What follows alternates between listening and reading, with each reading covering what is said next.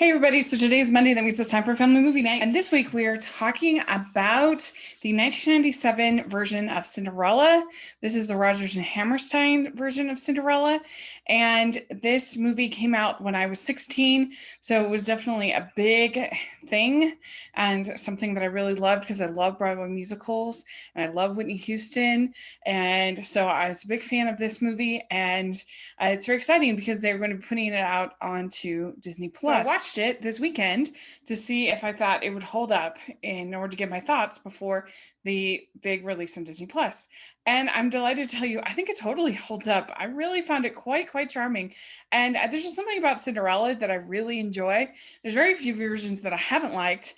And this version is pretty like basic as far as the main tropes of Cinderella. You have your fairy godmother, your evil stepsisters and mother. You have the prince, you have the king and queen, you have the royal ball, you have the trying on the slippers, you have the must get out of there by midnight. All of the main rules of Cinderella are here. Interesting because this version, I think it was a perfect choice to bring back for the Wonderful World of Disney, because Rogers and Hammerstein originally wrote it for television. So it's a show that just lives and breathes on television, belongs on television.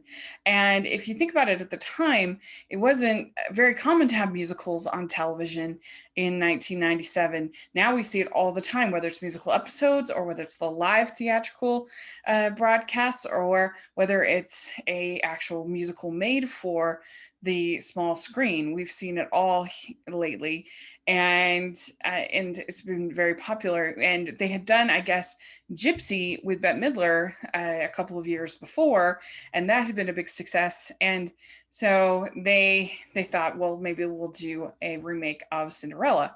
And originally, I guess the plan was to have Whitney Houston play the part of Cinderella, but it took so long to kind of be in development that she felt like she was too old, and so she was going to be the fairy godmother. So who are they going to get?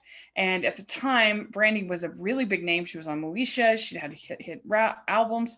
And so they had her. She was 18 when this movie was made, which is just like perfect for Cinderella. And then they had Whoopi Goldberg play the queen. And at least they said in a thing I was watching that part of the reason she wanted to do it because she felt like it would be important. And she's there, and the king is Victor Garber. So you have colorblind casting in this version of Cinderella, which is really fun and kind of adds to the fantasy and the lore of the story. And there's just something so hopeful and sweet about Cinderella that I think makes it just a timeless story. There's been so many versions over the years, and they almost always work, and they're almost always sweet. And this was kind of the version for the 90s. This and Ever After, I think, were our two versions. So they added some new songs. They got some songs from previous Roger and Hammerstein productions. They made some songs longer. They fiddled around, and I think that it really works. It feels really seamless. It really works within the TV format. They got stars who could really sing. Of course, Whitney Houston, duh. And you have Whoopi Goldberg, who I don't know if I'd ever heard her sing before, but she has a really nice voice. She does a good job in this. And Bernadette Peters, of course, is incredible, legend. Natalie Desselle, she plays one of the Wicked Stepsisters, and she's great. And then they also have Vivienne Cox as the other sister. They both look probably too old for the part, but it doesn't really matter. They have really good singing voices, and that's what we're caring about right now. And then you have Brandy, and Brandy's voice is very sweet. It doesn't have that, maybe that Broadway power that you would want on the Broadway stage, but I think for this production, I think it's perfectly fine. Then you also have Paulo Montalban as the prince, and it's really interesting to have a Filipino actor playing the prince. You have a Black actress playing Cinderella. He has a Black mother, he has a white father.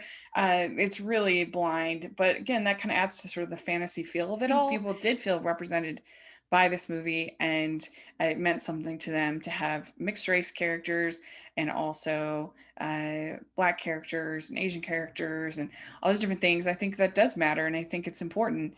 But of course, it has to still be a good movie, and I think in this case it is. It's very entertaining. I think the costumes were incredible. They did a great job. These were Ellen Miranchik, and it says they were inspired to be both funny and stylish in appearance.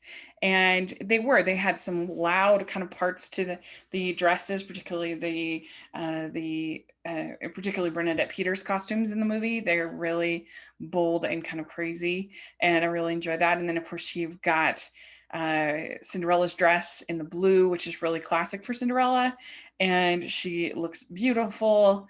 And you have the glass slippers, and there's actually 3 different glass slippers that were used through the course of the movie. I think that it will make you laugh. I think particularly the evil stepsisters are really funny, as well as Bernadette Peters. She does a great job as the wicked stepmother. I think the main downside to it, I guess, Jason Alexander as Lionel. He's he works for the king, kind of. I don't know. I just didn't really like his accent or what he's doing in the movie, so he's not my favorite. But pretty much everybody else is just having a great time. It's really cheerful. It's really optimistic. It's got great sets. It's got great costumes.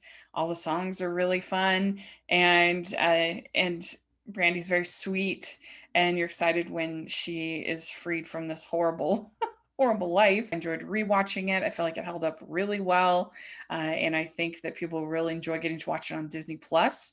I just love Rogers and Hammerstein, their songs in my own little corner in my own little room. That's probably one of my favorites. I also really like Stepsisters Lament. I think they do such a funny job with that song in here, and very over the top and funny. So there's a lot to enjoy in this. I think anybody who likes Cinderella, who likes musicals, will really enjoy it. So let me know what you think if you get to see it on Disney Plus. I would love to hear your thoughts.